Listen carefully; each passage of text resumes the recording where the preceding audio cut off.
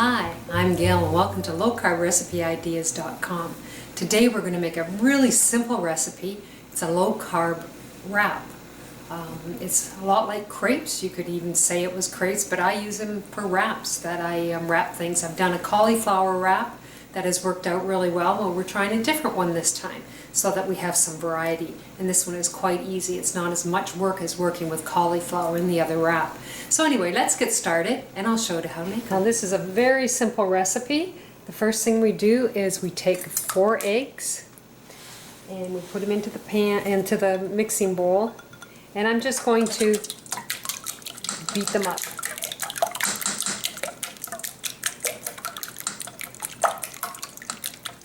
Then I am going to put in 5 tablespoons of coconut milk. And the coconut milk that I buy is very, very thick. I absolutely love it. It's almost like whipped cream before you even get started. And this is, I'll show you the brand name. I have it upside down, I apologize. But it's M-I-L-I, Mila is the name of the product that I use. It's very, very good. It works quite well with a lot of my recipes that I use. So we're just going to mix that up. And also a teaspoon of melted butter. So we're just going to mix that together, and I'll set that aside. Get myself another bowl, and then I am going to have a 1/4 cup of ground almond flour. Now I buy mine at Costco. I also grind up my own too, but I just happened to see this at Costco with the almond flour, and it's just a really good product, and I just keep it in the fridge, and it works out for 2 tablespoons. It's 1 net carb.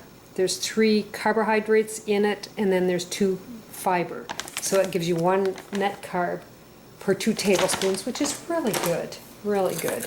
Now we're going to add in a tablespoon of coconut flour. Now the coconut flour, you can get that at Bulk Food Barn, you can get it at the superstore, most grocery stores or health food stores. And then I'm going to put a 1/4 teaspoon of sea salt in there. You can use regular salt, but I like the sea salt. And then I have a teaspoon of, you can either use erythritol, xylitol, stevia, that's up to you. I'm using erythritol in this particular one. So we're just going to mix these all together. Yes, I'm using my fingers, but my husband doesn't mind and my hands are clean. So the next thing we're going to do is just bring back our liquid mixture, and then I am going to add in the flour mixture.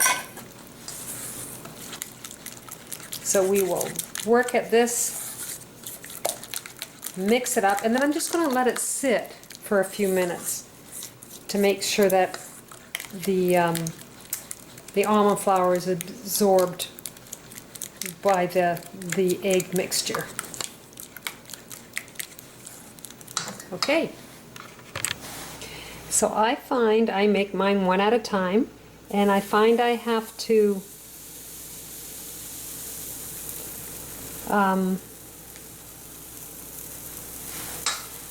heat up my pan first. I'm just going to try and make it a little bit bigger. These pans are very heavy that I use.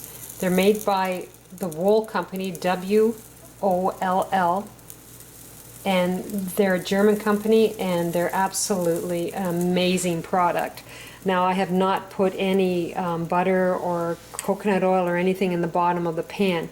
Now if I'm using a Teflon one, I definitely would, but this particular one I don't. So I'm just going to let these cook up. You can, if you can see, they're steaming right now, and they will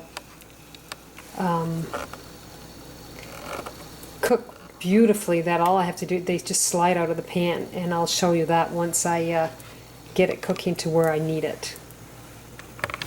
So it's been approximately 2 minutes, and see?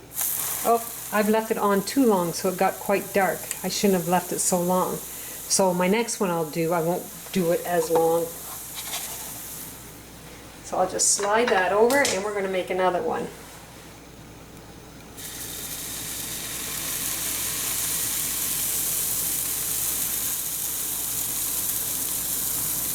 There we go. So I found I had to turn my burner down to medium-low. There, that looks so much better.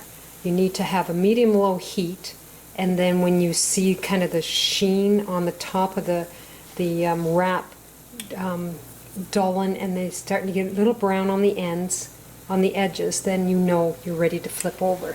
This is an amazing pan, like I said. See how it just slides around?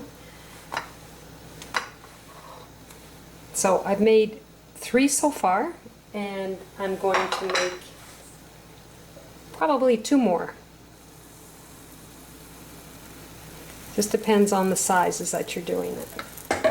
So I'm just going to take my pan and I'm just going to tilt it a little bit to see if I can make it a little bigger and a little thinner. Just like that. And you do that with your frying pan if you've got the T-felt pans. Same concept, but you probably have one the right size that it's perfectly round, that you don't have to really play around as much with it as I do. But there, that's about a good size. We'll let that cook and then we'll continue from there. So we just flipped it over. They're beautiful, absolutely beautiful. So I like using my my mesh tray because it gives air through and it can breathe a lot easier and it doesn't sweat if you stack them up right away. So here are my 2 that I had the burner on, or the frying pan too hot, definitely too hot. So I turned it down and they're beautiful. And they really are. They've turned out quite lovely. So they're going to be lighter on the one side compared to the other side, but they work quite well for what we want them for. So I'm just going to take one of my wraps, and I've got some lettuce.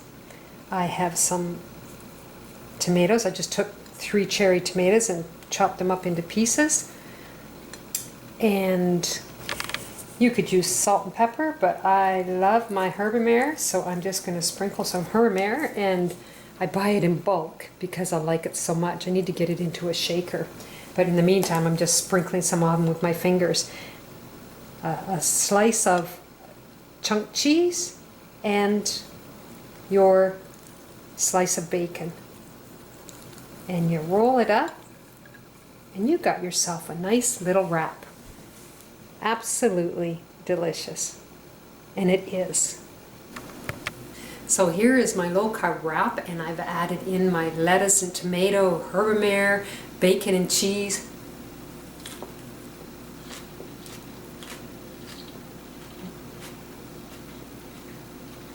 It's delicious.